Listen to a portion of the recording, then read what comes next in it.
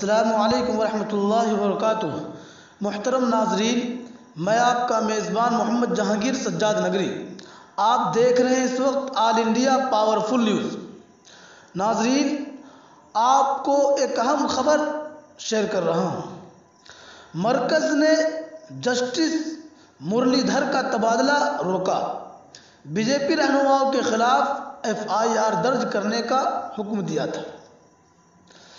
دہلی میں فسادات کے بعد مرکزی حکومت نے انوراگ ٹھاکرے اور کپل مشرا سمیت بی جے پی کے کئی بڑے رہنماؤں کے خلاف سخت ریمارک کرنے والے جج کا تبادلہ روک دیا ہے۔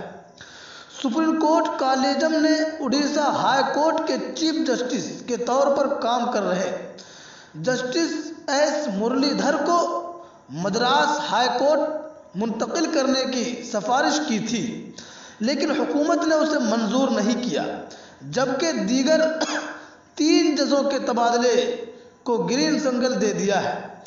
نیوز رپورٹر اے بی پی پر شائع خبر کے مطابق 28 ستمبر کو کالجیم نے جسٹس پنکج متل کو راجستھان اور جسٹس ایس مرلی دھر کو مدراس ہائی کورٹ بھیجنے کی سفارش کی تھی۔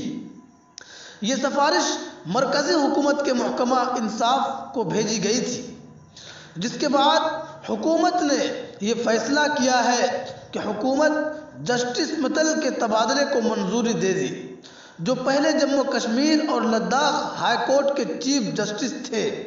ان کے علاوہ حکومت نے 28 ستمبر کو بی پی ورلے کو کرناٹک ہائی کورٹ کے چیف جسٹس اور جسٹس علی محمد ماگرے کو جموں کشمیر اور لداخ ہائی کورٹ کے چیف جسٹس کے طور پر تقرری منظوری دی تھی۔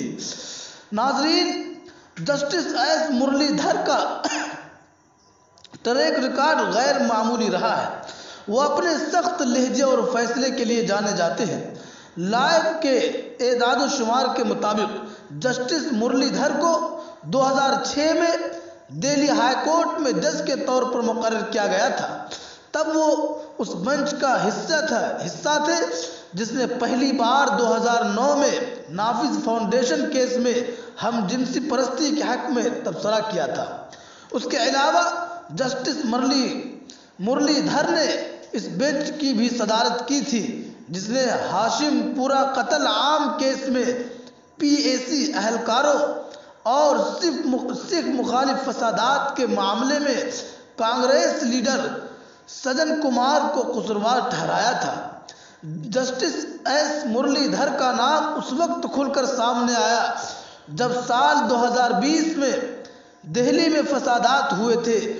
ان فسادات کے بعد جسٹس مرلی دھر نے B J P leader Anurag Thakur, Kapil Mishra, Pradesh Verma سمیت تمام لوگوں کے خلاف ایف آئی آر درج کرنے کا حکم دیا تھا، اور ساتھ ہی دہلی پولیس کی سخت سرزنش کی تھی کہ ان کے تمام بی جے پی رہنماؤں پر فسادات ہے۔ عین قبل اشتعال انگیز تقریریں کرنے کا الزام تھا۔